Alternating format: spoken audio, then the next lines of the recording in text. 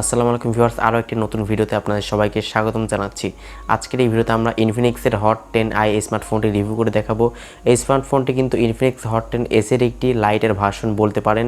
And এই ফোনটিতে কিন্তু বাজেট ফোন যেহেতু, তো সেক্ষেত্রে ইনফিনিক্সের হট 10i এই স্মার্টফোনটির প্রাইস এবং এর স্পেক্স সম্পর্কে জানলে আপনি সত্যি আমার মতো অবাক হয়ে যাবেন। অ্যান্ড এই ফোনটি কিন্তু বাজেট একটি গেমিং স্মার্টফোন হতে যাচ্ছে। তো এই ফোনটি বাংলাদেশে কবে আসবে, কত প্রাইস রেঞ্জে লঞ্চ হতে পারে, যাবতীয় ইনফরমেশন থাকছে এই ভিডিওতে।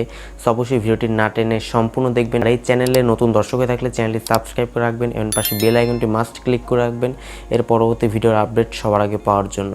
চলুন তাহলে শুরু করা যাক। প্রিয় দর্শক, প্রথমে আমরা এই স্মার্টফোনটি বিল্ড কোয়ালিটি নিয়ে কথা বলবো। এটি কিন্তু একটি প্লাস্টিক বিল্ডের, যেহেতু একটি বাজেট স্মার্টফোন, তো সেক্ষেত্রে প্লাস্টিক বিল্ড এখানে রাখা হয়েছে। ইনফিনিক্সের হট 10i এই স্মার্টফোনটির ডিসপ্লে সেকশনে কথা বলতে গেলে এখানে আপনারা 6.52 ইঞ্চি একটি এইচডি প্লাস রেজলিউশনের আইপিএস ডিসপ্লে আপনারা পেয়ে যাচ্ছেন। এখানে কিন্তু full HD plus resolution display আপনাকে কেউই প্রোভাইড করবে না, যেহেতু একটি বাজেট স্মার্টফোন। তো সেক্ষেত্রে ডিসপ্লে কালার, কন্ট্রাস্ট, শার্পনেস এই প্রাইস অনুযায়ী আমার কাছে মোটামুটি এভারেজ লেভেলের মনে হয়েছে। ইনফিনিক্সের হট 10i এই স্মার্টফোনটি ক্যামেরা সেকশনে কথা বলতে গেলে এখানে আপনারা ব্যাক সাইডে সম্ভবত দুইটি ক্যামেরা পেয়ে যাচ্ছেন, যার মেইন ক্যামেরা হিসেবে আপনারা পাচ্ছেন 13 মেগাপিক্সেল একটি ক্যামেরা এবং সেকেন্ড ক্যামেরাটি সম্ভবত 2 মেগাপিক্সেলের ডেপথ সেন্সর হবে। অ্যান্ড এই ফোনটির ফ্রন্ট ক্যামেরা হিসেবে আপনারা পাবেন 5 মেগাপিক্সেল একটি ক্যামেরা।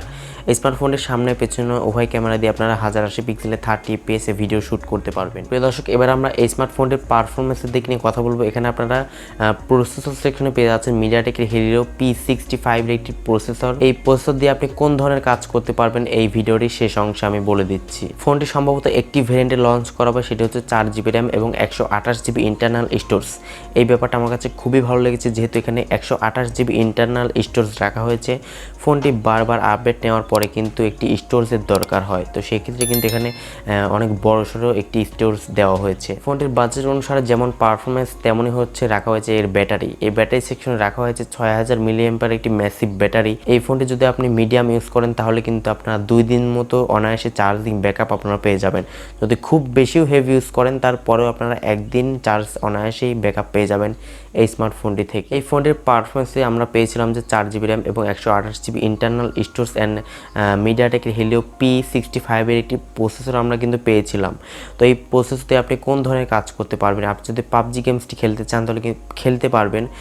মাঝে মাঝে একটু হ্যাং লেগে শিকার হবেন, বাট স্টিল এটা কিন্তু মোটামুটি স্মুথলি খেলা যাবে। ফ্রি ফায়ার তো একদমই হ্যাং ল্যাগ ছাড়াই কিন্তু স্মুথলিভাবে খেলতে পারবেন এই ফোনটি দিয়ে। অ্যান্ড এই ফোনটির প্রাইস কত হতে পারে? এই ফোনটি যদি বাংলাদেশের বাজারে লঞ্চ করা হয় তাহলে এই ফোনটির প্রাইস সম্ভবত 12,000 টাকার আশেপাশে এই ফোনটির প্রাইসটি হতে পারে। আর বাংলাদেশে সম্ভবত এই মাসেরই, অর্থাৎ সেপ্টেম্বর মাসেরই শেষের দিকে এই ফোনটি লঞ্চ হতে পারে। এটি যদি না হয় তাহলে অক্টোবরের প্রথম দিকে বা মাঝামাঝি পর্যায়ে এই ফোনটি বাংলাদেশে আসতে পারে। এই ফোনটি যদি বাংলাদেশে ভালো একটি প্রাইস রেঞ্জ যদি লঞ্চ হয় তাহলে কিন্তু আসলে এই ফোনটি বাজার কাঁপাতে যাবে। সো আজকের মতো এই পর্যন্ত, দেখা হচ্ছে পরবর্তী কোনো নতুন ভিডিওতে। সে পর্যন্ত সকলে ভালো থাকুন। আল্লাহ হাফেজ। আসসালামু আলাইকুম রহমতুল্লাহ।